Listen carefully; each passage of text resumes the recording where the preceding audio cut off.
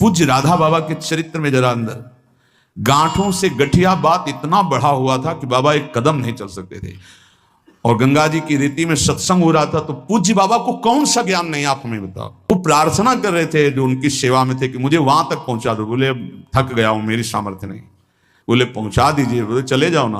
बड़ी चूक हो जाती है, जानते हो, जब हम चरित्र पढ़ते हैं महापुरुषों के तब लगता है वो महापुरुष है, जब सेवा में होते ना पास तो नहीं लगता। देखो कैसे उत्तर दे रहे हैं बाबा को, या इतना ही प्रिय तो आप चले जाओ, हम तो थक गए हैं।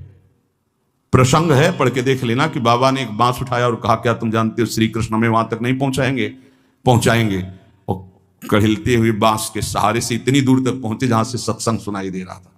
क्या सत्संग में बाबा को जानना है, सर्वज्ञ महापुरुष हैं, पर है कोई सत्संग की महिमा। अरे जिस सभा में हम बैठकर वाणी गायन हो रहा है उसमें बैठे, प्रियाजू का यश हो रहा है, साधु मंडली में बैठे, इससे बड़ा सौभाग्य क्या। प्राणांतक कष्ट हो तो भी सेवा नहीं छूटनी चाहिए। प्राणांतक कष्ट हो, अगर हम शकिल पाते हैं तो शकिल शकिल करके वो सेवा कर देंगे। हमारे गुरुदेव की, इष्ट देव की सेवा ये केवल प्रवचन ही नहीं, गुरु प्रताप से कह रहा हूं, भक्त को भक्ति के विघ्नों को बर्दाश्त नहीं करना चाहिए। बता देना कि हम आज उठने लायक भी नहीं, पर ये सेवा पहुंचा दो, ये सेवा पहुंच जानी चाहिए, मेरी सेवा नहीं टूटनी चाहिए। ना सेवा में प्रीति होगी, ना नाम छूटने में तुम्हें जलन होगी। हमें लगता है जितना इष्ट और गुरु का दुलार मिलता है तो हम उसको पहचान नहीं पाते। हमें लगता है संसारिक तौर तरीके से लगता है, हमें नहीं लगता कि हम पर अपार कृपा है। भक्ति के फल को गुप्त रखना, ये पांचों आज ये बहुत बड़ी महान बातें हुई।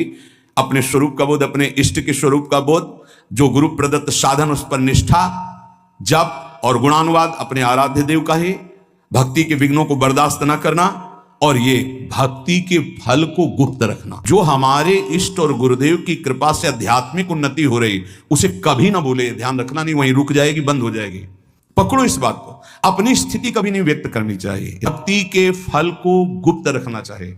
आपको स्वप्न में अच्छे स्वप्न आ रहे हैं, दिन में कोई अनुभूतियां हो रही, गुरु कृपा प्राप्त हो रही है, आपको प्रियता मिल रही है, भागवतिक आंतरिक उन्नति हो रही, बिल्कुल गुप्त, कुछ नहीं बोलना। बोले नहीं गुरु से तो बोल दे, क्यों, गुरु अल्पज्ञ है क्या? तुम बाजार से लाए हो स्थिति, गुरु ने दी है, उनको बताने की जरूरत क्या है? उनको बताने का मतलब अपने अहम को पुष्ट करना नहीं, फिर स्थिति नहीं रहेगी। ना गुरुदेव से कहनी है ना किसी से।